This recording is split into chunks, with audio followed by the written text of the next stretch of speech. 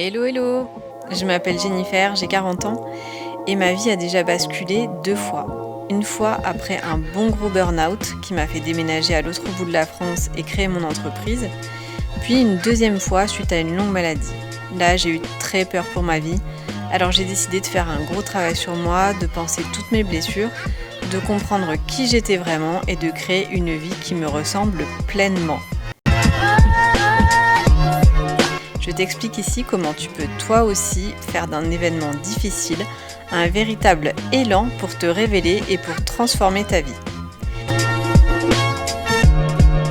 Ici, on parle développement personnel, origine émotionnelle des maladies, outils de connaissance de soi, spiritualité, astrologie, numérologie, âme, mission de vie, équilibre des chakras, blessure de l'âme, trauma enfermé dans le système nerveux, bagage karmique, bagage transgénérationnel, entre autres.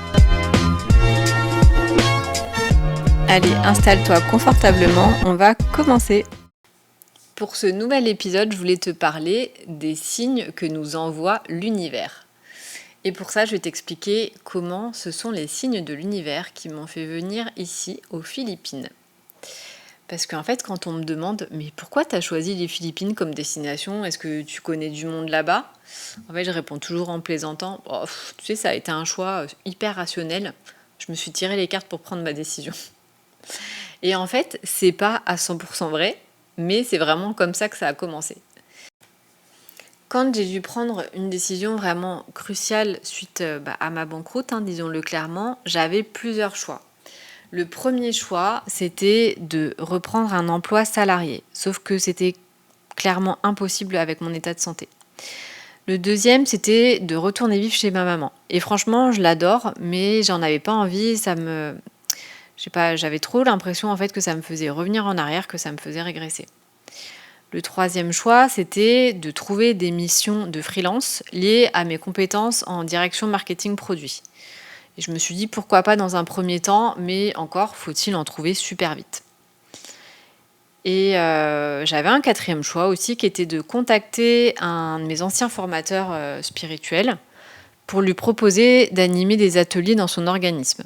Et en fait, j'ai tenté de le contacter, mais le mail a bugué et il s'est supprimé tout seul. Donc je me suis dit, ok, l'univers est en train de me dire non. Et enfin, le dernier, c'était pas vraiment un choix, mais c'est la dernière idée qui m'est venue et qui est venue vraiment plus tard, dans la même journée, tout s'est passé dans la même journée. C'était de partir vivre pendant quelques temps dans un pays qui me demanderait que peu de revenus, de continuer à travailler sur mon projet de cœur depuis là-bas et du coup en profiter par la même occasion pour sortir de mes 4 murs. Et à partir de là, quand j'ai eu cette idée-là en tête, j'ai eu vraiment des papillons dans le ventre et j'ai été dans un état de joie intense. Il n'y avait aucune des décisions que je vous ai citées précédemment qui me mettait dans un état de joie. Mais alors celui-là, par contre, c'était juste une évidence. Pour moi, c'était la décision à prendre. Mais il fallait encore décider de la destination.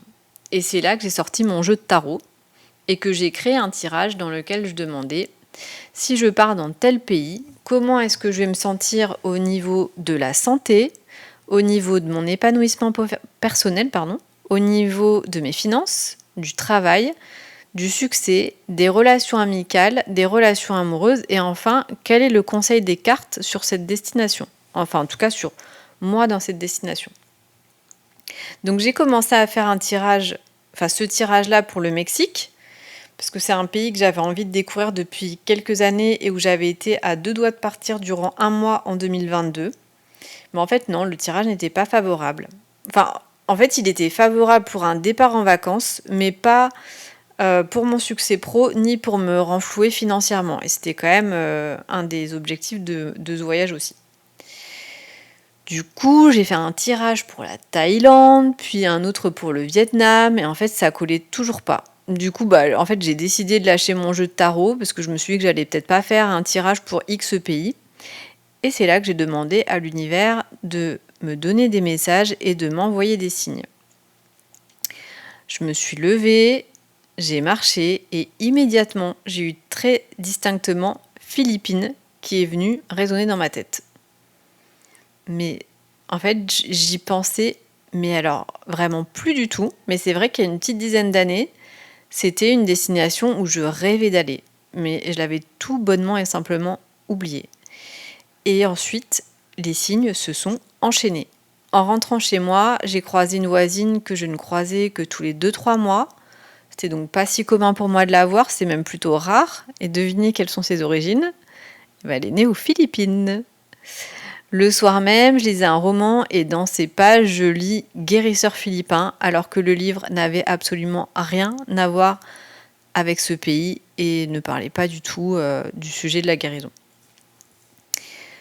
Ensuite, j'ai regardé sur internet sur laquelle des 7000 îles des Philippines, parce qu'il y en a quand même 7000, donc il faut pouvoir ensuite choisir le pays et après il y a choisir ensuite l'île sur laquelle on va aller. Donc il fallait que je choisisse parmi 7000 îles. Et là, j'en choisis une à partir d'une seule photo, presque à l'instinct. Et 2 jours après, je vais chez mes voisins.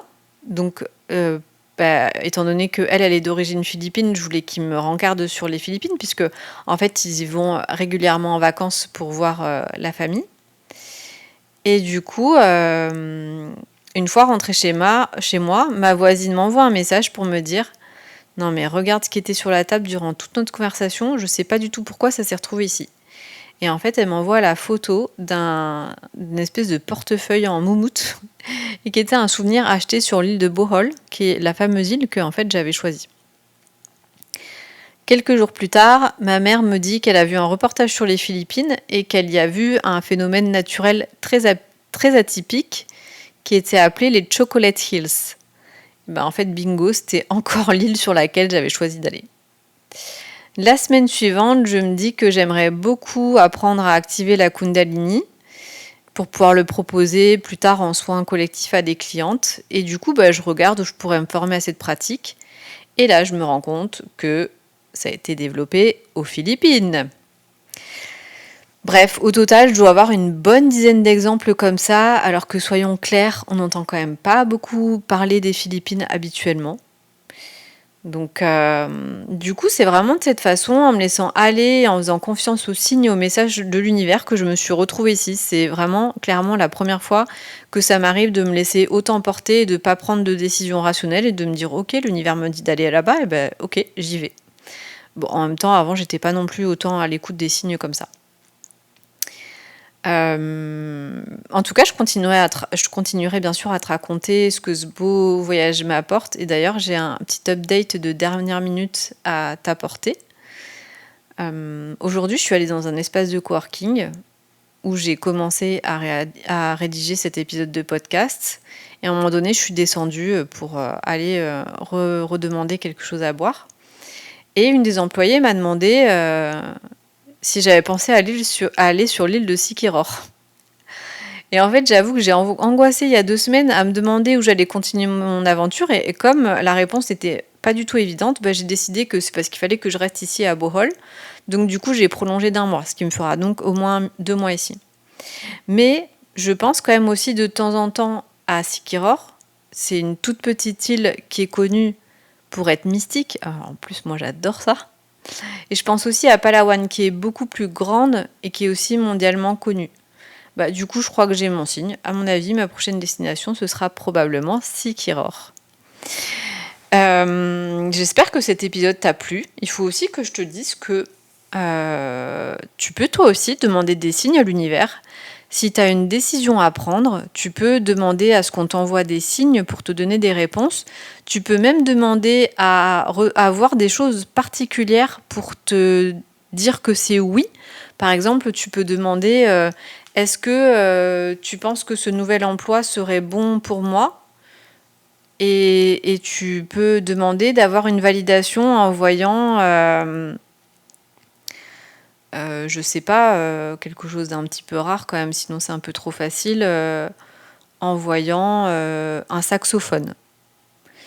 Et du coup, si dans les jours qui viennent, tu vois un saxophone, c'est que l'univers t'a dit que c'était oui. Donc tu peux tout à fait t'amuser à émettre des demandes comme ça. Tu verras que l'univers aime beaucoup s'amuser aussi et qu'il pourra t'apporter des signes, voire parfois des messages dans tes rêves, ou comme moi ça m'est arrivé, ça m'arrive des fois d'avoir des fulgurances qui m'arrivent en tête comme ça, quand je suis vraiment détendue et que je suis, par exemple, c'est beaucoup quand je suis en train de marcher, quand je suis dans la nature, que vraiment que je suis presque en état méditatif, on va dire. Mais voilà, en tout cas, c'est vraiment donné à tout le monde de recevoir des signes de l'univers et des messages, et il faut pas hésiter à s'en servir et à demander régulièrement, voire pour du sérieux ou pour s'amuser, de demander des signes comme ça à l'univers. Voilà, je te dis à très bientôt, bye bye. Si tu as envie d'apprendre à mieux te connaître, surtout à connaître quelle est ta mission de vie, ou plutôt quelles sont tes missions de vie, sache que j'ouvre très bientôt la Bold School, la première école pour connaître et réaliser ses missions de vie, et que la liste d'attente est maintenant ouverte. Je te mets le lien dans la légende en dessous de la vidéo et je t'invite à t'inscrire pour avoir plus d'informations. À bientôt, bye bye.